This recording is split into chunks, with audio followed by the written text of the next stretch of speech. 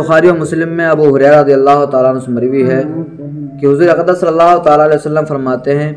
کہ جب رمضان آتا ہے، آپ فرماتے ہیں جب رمضان آتا ہے تو آسمان کے دروازے کھول دیے جاتے ہیں، اور ایک روایت میں ہے کہ جنت کے دروازے کھول دیے جاتے ہیں، سبحان اللہ، اور ایک روایت میں ہے کہ رحمت کے دروازے کھول دیے جاتے ہیں اور جہنم کے دروازے بند کر دیے جاتے ہیں اور شیاطین زنجیروں میں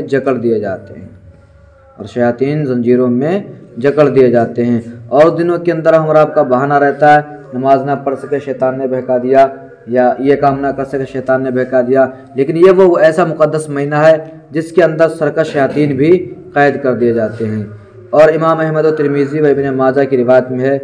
کہ جب ماہ رمضان کی پہلی رات ہوتی ہے تو شیاطین اور سرکش جن قید کر لیے جاتے ہیں اور جہنم کے دروازے بند کر دیے جاتے ہیں، سبحان اللہ، تو ان میں سے کوئی دروازہ کھولا نہیں جاتا، اور جنت کے دروازے کھول دیے جاتے ہیں تو ان میں سے کوئی دروازہ بند نہیں کیا جاتا، اور منادی پکارتا ہے کہ اے خیر طلب کرنے والے متوجہ ہو، اور اے شر کے چاہنے والے باز رہے، کچھ لوگ جہنم سے آزاد ہوتے ہیں اور یہ ہر رات میں ہوتا رہتا ہے۔ اللہ کے نبی صلی اللہ تعالیٰ علیہ وسلم ارشاد فرماتے ہیں جب ماہ رمضان کی پہلی رات آتی ہے تو اس رات کے اندر اتنا اللہ رب العزت فیضان فرماتا ہے کہ شیاطین اور سرکش جنوں کو قید کر لیتا ہے، اور جہنم کے سارے دروازے اس ماہ مقدس میں بند کر دیے جاتے ہیں، یہاں تک کہ پورا مہینہ جہنم کے دروازے بند رہتے ہیں اور جنت کے دروازے کھول دیے جاتے ہیں، اور اللہ رب العزت اور منادی پکارتا ہے کہ اے خیر کے طلب کرنے والے متوجہ ہو جا، اور اے شر کے چاہنے والے باز رہے، اور کچھ لوگ جہنم سے آزاد ہوتے ہیں اور یہ ہر رات میں ہوتا ہے۔ اور حضور اقدس صلی اللہ علیہ وسلم نے فرمایا رمضان آیا، یہ برکت کا مہینہ ہے، اللہ تعالیٰ نے اس کے روزے تم پر فرض کیے ہیں، اس میں آسمان کے دروازے کھول دیے جاتے ہیں اور دوزخ کے دروازے بند کر دیے جاتے ہیں اور سرکش شیاطینوں کے توق ڈال دیے جاتے ہیں، اور اس میں ایک ایسی رات ہے جو 1000 مہینوں سے بہتر ہے، جو اس کی بھلائی سے محروم رہا وہ بے شک محروم رہا۔ یہ ایسا مقدس مہینہ ہے جس مہینے کے اندر آدمی اگر محروم رہ گیا نیکیوں سے تو پورا کا پورا سال وہ رحمت و برکتوں سے محروم رہتا ہے، کیونکہ جو شخص اتنی فضیلت کے باوجود بھی اس مہینے کے اندر کچھ نہ کر سکے تو اور دنوں میں کیا کر سکتا ہے۔ ابن ماجہ نے انس رضی اللہ تعالیٰ عنہ سے راوی کہتے ہیں کہ رمضان آیا تو حضور صلی اللہ علیہ وسلم نے فرمایا یہ مہینہ آیا، اس میں ایک رات 1000 مہینوں سے بہتر ہے، جو اس سے محروم رہا وہ ہر چیز سے محروم رہا، اور اس کے خیر ہی سے وہی محروم ہوگا جو پورا محروم ہوگا۔ یعنی یہ مقدس جو رات آنے والی ہے 27ویں شب، تو اللہ کے نبی صلی اللہ تعالیٰ علیہ وسلم ارشاد فرماتے ہیں کہ جو اس سے محروم رہ گیا، جو اس رات کے اندر 27ویں رات کے اندر اللہ رب العزت کا ذکر نہ کر سکا، وہ اس رات کو پا کر اپنی بخشش نہ کر سکا، اپنی غلطیوں کو نہ سنبھال سکا، گناہوں سے باز نہ رہ سکا، اور جتنے برے کام ہیں نہ چھوڑ سکا، تو وہ ہر بھلائی سے محروم ہو جائے گا، لیکن ابن عباس رضی اللہ تعالیٰ عنہ صحابی کہتے ہیں جب رمضان کا مہینہ آتا تو رسول اللہ صلی اللہ تعالیٰ علیہ وسلم سب قیدیوں کو رہا فرما دیتے اور ہر سائل کو عطا فرماتے تھے، سبحان اللہ۔ یہ مقدس مہینہ تھا، جب کبھی بھی آتا اللہ کے نبی صلی اللہ علیہ وسلم سارے کے سارے قیدیوں کو رہا فرما دیتے تھے۔ تو اس حدیث سے ہم اور آپ کو پتہ چلتا ہے کہ جو جتنے بھی مزدور یا لیبر کام کرتے ہیں ہمارے انڈر میں رہ کر کے، اگر ہم اور آپ ان کے اوپر نرمی کرتے ہیں، اچھا سلوک کرتے ہیں، تو اس کا بھی بہت بڑا اللہ رب العزت ہم اور آپ کو اجر عطا فرمائے گا۔ کوئی شخص روزے دار ہو آپ کے گھر پہ کام کرنے آئے تو آپ اس کے ساتھ بھلائی کریں، رحمتیں کریں، اور ہر سائل کو عطا فرمایا کرتے تھے۔ لیکن شعب الایمان میں ابن عمر رضی اللہ تعالیٰ عنہما سے راوی ہے کہ نبی کریم صلی اللہ علیہ وسلم نے فرمایا جنت ابتدائے سال سے سال آئندہ تک رمضان کے لیے سجائی جاتی ہے، سبحان اللہ۔ جب رمضان کا پہلا دن آتا تو جنت کے پتوں سے عرش کے نیچے ایک ہوا حور عین پہ چلتی ہے اور کہتی ہے اے رب ذوالجلال تو اپنے بندوں سے ہمارے لیے ان کو شوہر بنا جن سے ہماری آنکھیں ٹھنڈی ہوں اور ان کی ہم سے آنکھیں ٹھنڈی ہوں۔ ابو ہریرہ رضی اللہ تعالیٰ عنہ سے راوی ہے کہ حضور اقدس صلی اللہ تعالیٰ علیہ وسلم فرماتے ہیں کہ رمضان کی آخری شب میں اس امت کی مغفرت ہوتی ہے۔ عرض کی گئی کیا وہ شب قدر؟ فرمایا نہیں، لیکن کام کرنے والے کو اس وقت مزدوری پوری دی جاتی ہے جب وہ پورا کام کر لے۔ یعنی اللہ کے نبی صلی اللہ تعالیٰ علیہ وسلم ارشاد فرماتے ہیں کہ رمضان کی آخری شب میں اس امت کی مغفرت کر دی جاتی ہے۔ جو شخص روزہ رکھتا ہے خلوص الہیت کے ساتھ روزہ رکھتا ہے تو اس امت کے اللہ رب العزت بخشش فرما دیتا ہے، صحابہ کھڑے کہا یا رسول اللہ کیا وہ شب قدر ہے جس کے اندر بخشش ہوتی ہے؟ آپ نے فرمایا نہیں، لیکن کام کرنے والے کو اس وقت مزدوری پوری دی جاتی ہے جب وہ پورا کام کر لے۔ جس طریقے سے ہمارا صبح سے جاتے ہیں شام تک جب مکمل کام کر لیتے ہیں تو جس مالک کی خدمت ہم کرتے ہیں وہ مالک ہم اور آپ کو اجرت دیتا ہے۔ اسی طریقے سے جب ہم پورا مہینہ اللہ رب العزت کے لیے روزہ رکھیں گے تو جب لاسٹ والی رات آئے گی تو اللہ رب العزت اس دن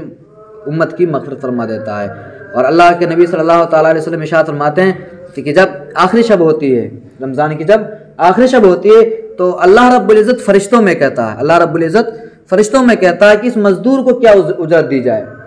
تو وہ کہتے ہیں یا اللہ اس نے کام تو پورا کیا، اسے اجرت بھی پوری دی جائے۔ تو اللہ کے نبی صلی اللہ علیہ وسلم ارشاد فرماتے ہیں، اللہ رب العزت ارشاد فرماتا ہے اے فرشتوں تم گواہ ہو جاؤ میں نے سارے کے سارے لوگوں کو بخش دیا۔ سبحان اللہ، یہ بڑا مقدس مہینہ ہے، اس کی عزت و تکریم کی جائے۔ بہقین شعب الایمان میں سلمان فارسی رضی اللہ تعالیٰ عنہ سراوی کہتے ہیں کہ رسول اللہ صلی اللہ تعالیٰ علیہ وسلم نے شعبان کے آخری دن میں وعظ فرمائی، تقریر فرمائی۔ فرمایا اے لوگوں تمہارے پاس عظمت والا برکت والا مہینہ آیا، وہ مہینہ جس میں ایک رات 1000 مہینوں سے بہتر ہے۔ اس کے روزے اللہ تعالیٰ نے تمہارے اوپر فرض کیے ہوئے ہیں، اور اس کی رات میں قیام یعنی نماز پڑھنا تطوع یعنی سنت ہے۔ جو اس میں نیکی کا کوئی کام کرے تو ایسا ہے جیسے کسی اور مہینے میں فرض ادا کیا ہو، اور اس میں جس نے فرض ادا کیا تو ایسا جیسے اور دنوں میں 70 فرائض ادا کیے ہوں۔ یہ مہینہ صبر کا مہینہ ہے اور صبر کا ثواب جنت ہے، اور یہ مہینہ مواسات کا ہے، اور اس مہینے میں مومن کا رزق بڑھا دیا جاتا ہے۔ جو اس میں روزے دار کو افطار کرائے اس کے گناہوں کی مغفرت ہو جاتی ہے اور اس کی گردن سے آگ آزاد کر دی جائے گی، اور اس افطار کرانے والے کو ویسا ہی ثواب ملے گا جیسا روزہ رکھنے والے کو ملے گا، بغیر اس کے کہ اس کے اجر میں سے کچھ کم ہو۔ ہم نے عرض کیا یا رسول اللہ ہم میں سے کا ہر شخص وہ چیز نہیں پاتا جس سے روزہ افطار کرائے۔ حضور نے فرمایا اللہ تعالیٰ یہ ثواب اس شخص کو دے گا جو ایک گھونٹ دودھ یا ایک خرما یا ایک گھونٹ پانی سے روزہ افطار کرائے، اور جس نے روزے دار کو بھرپیٹ کھانا کھلایا اس کو اللہ تعالیٰ میرے حوض سے پلائے گا، سبحان اللہ، اور ایسا پلائے گا کہ کبھی بھی پیاسا نہ ہوگا، یہاں تک کہ وہ جنت میں داخل ہو جائے گا۔ یہ وہ مہینہ ہے اس کا اول رحمت ہے اور اس کا درمیانی مغفرت ہے اور اس کا آخری جہنم سے آزادی ہے۔ جو اپنے غلام پر اس مہینے میں تخفیف کرے گا یعنی کام میں کمی کرے گا اللہ تعالیٰ اسے بخش دے گا اور جہنم سے آزادی نصیب فرمائے گا۔ اس حدیث مبارکہ کے اندر ہمیں کئی ساری چیزوں کو پتہ چلتی ہے۔ پہلی چیز یہ کہ اللہ رب العزت نے ارشاد فرمایا کہ اس کے اندر ایک 1000 مہینوں سے بہتر والی ایک رات ہے۔ پھر دوسری بات اللہ رب العزت نے روزے فرض کیے ہیں، اور اس کے اندر تراویح پڑھنا، نماز تطوع یعنی تراویح پڑھنا یہ سنت قرار دیا گیا ہے، اور اس مہینے کے اندر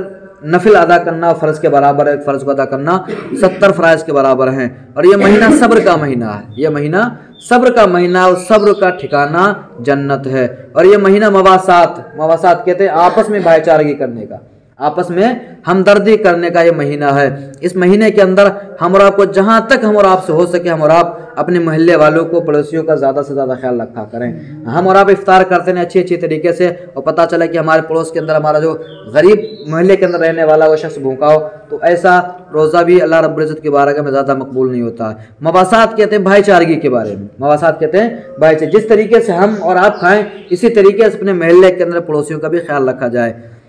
ایسا نہ ہو کہ کہیں ہم اور آپ کے دسترخوان کے اوپر اس مہینے کے اندر کئی چیزیں سجی ہوئی ہوں اور پڑوس کے اندر فاقہ پڑا ہوا ہو، تو اس طریقے سے کرنا درست نہیں ہے۔ یہ مہینہ مواسات کا مہینہ ہے، مواسات ہی کہتے ہیں اس چیز کو کہ دوسروں کا خیال رکھا جائے، مسکینوں کا، بیواؤں کا، یتیموں کا خیال رکھا جائے۔ اور اللہ کے نبی صلی اللہ علیہ وسلم ارشاد فرماتے ہیں جس میں روزہ دار کو روزہ افطار کرائے اس کے گناہ کی بخشش ہو جاتی ہے۔ اور وہ جو لوگ آتے ہیں اپنے گھر سے اپنا لے کر کے روزہ افطار کرنے کے لیے تو ایسا نہیں کہ ان کے ثواب کے اندر کچھ کمی ہو جاتی ہو، اس کا بھی جتنا ثواب اسے ملے گا افطار کرنے والے کو اتنا افطار کرانے والے کو ثواب ملے گا۔ اور اللہ کے نبی صلی اللہ علیہ وسلم ارشاد فرماتے ہیں ایسا نہیں کہ یہ جو افطار کرائے وہ بہت زیادہ مالدار ہی کرا سکتا ہو، اس کے اندر اتنی سہولت رکھی ہے کہ جو شخص ایک گھونٹ دودھ سے یا ایک گھونٹ پانی سے یا ایک روزے یا ایک کھجور سے کسی شخص کا روزہ افطار کرائے تو اسے بھی اللہ رب العزت روزہ رکھنے کے برابر بھی ثواب عطا فرماتا ہے۔ اور اللہ کے نبی صلی اللہ علیہ وسلم ارشاد فرماتے ہیں جس نے روزے دار کو بھرپیٹ کھانا کھلایا، جس نے شکم شیر ہو کر کسی روزے دار کو کھانا کھلایا تو اس کو اللہ تعالیٰ میرے حوض سے پلائے گا، اور ایسا پلائے گا کہ کبھی بھی وہ کبھی پیاسا نہیں ہوگا۔ جہنم سامنے ہوگی، جب جہنم سامنے ہوگی سخت گرمی ہوگی، شدید گرمی ہوگی، لوگ پریشان ہوں گے وہاں پر، اس وقت اللہ کے نبی صلی اللہ علیہ وسلم ارشاد فرماتے جس نے روزے دار کو روزہ افطار کرایا ہوا ہوگا تو اللہ رب العزت اسے میرے حوض سے پلائے گا۔ تو آج کی احادیث مبارکہ سے ہم اور آپ کو پتہ چلتا ہے کہ بہت ساری اس کی فضیلتیں وارد ہوئی ہیں، جنت کے دروازے کھول دیے جاتے ہیں، جہنم کے دروازے بند کر دیے جاتے ہیں، اور اس مہینے کے روزے اللہ رب العزت نے ہمارے اوپر فرض کیے ہوئے ہیں۔ اللہ رب العزت کی بارگاہ میں دعا، اللہ رب العزت